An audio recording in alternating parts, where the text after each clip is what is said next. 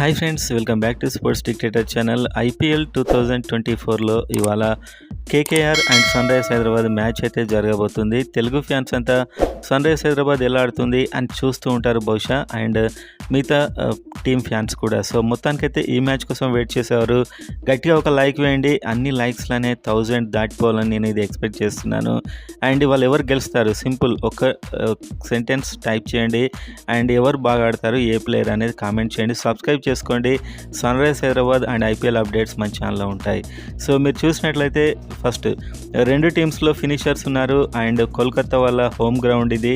And pitch report కనుక చూసినట్లయితే pitch రిపోర్ట్లో బ్యాట్స్మెన్ అండ్ బౌలింగ్ రెండింటికి అనుకూలిస్తుంది.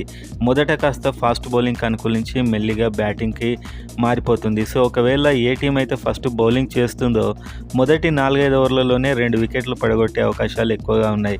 సో దీన్ని బట్టి డిసైడ్ చేసుకోవచ్చు ఎవరు టాస్ గెలిస్తే వాళ్ళకు కాస్త అడ్వాంటేజ్ ఉండే అవకాశం ఉంది. అండ్ పిచ్ యావరేజ్ స్కోర్ చూసినా కూడా 190 వరకు వెళ్తుంది.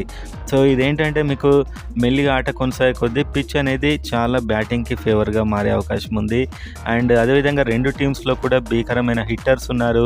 అండ్ మనం చూద్దాం. ఫస్ట్ కోల్కతా నైట్ రైడర్స్లో మీరు చూస్తే బ్యాటింగ్లో హిట్టర్స్ అంటే మ్యాచ్ ఫినిషర్స్ మనకు శ్రేయస్ అయ్యర్ వచ్చాడు, అండ్ నితీష్ రాణా ఉన్నాడు, అండ్ ఫిల్ సాల్ట్ ఉన్నాడు, రింకు సింగ్ ఉన్నాడు, Venkatesh Iyer and Andre Russell. So ఇందులో Rinku Singh and Andre Russell మొదలైన ప్లేయర్స్, నితీష్ రాణా, శ్రేయస్ అయ్యర్ ఫెంటాస్టిక్ అని చెప్పొచ్చు. ఇంకా ఉన్నారు గుర్బాజ్ అండ్ మనీష్ పాండే మొదలైన ప్లేయర్స్ ఉన్నారు. కానీ ఇప్పుడు నేను చెప్పింది finishers.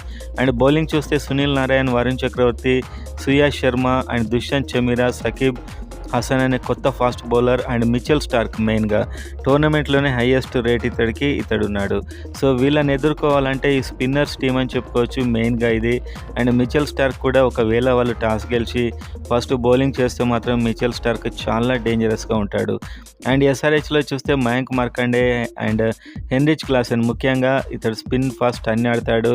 And Aiden Markram and అదేవిధంగా రాహుల్ త్రిపాఠి, ట్రావిస్ హెడ్, అదేవిధంగా Pat Cummins, Abhishek Sharma and Mayank Agarwal. So వీళ్ళంతా కూడా ఫేమస్ బ్యాట్స్మెన్ ఇందులో అని చెప్పొచ్చు. కాస్త fire power Heinrich Klaasen and అదేవిధంగా Aiden Markram, Rahul Tripathi, Travis Head వీళ్ళలో ఫైర్ పవర్ ఉంది. ప్యాట్ కమిన్స్ అయితే తిరగదీస్తాడు బ్యాటింగ్ కూడా, అండ్ అభిషేక్ శర్మ కూడా.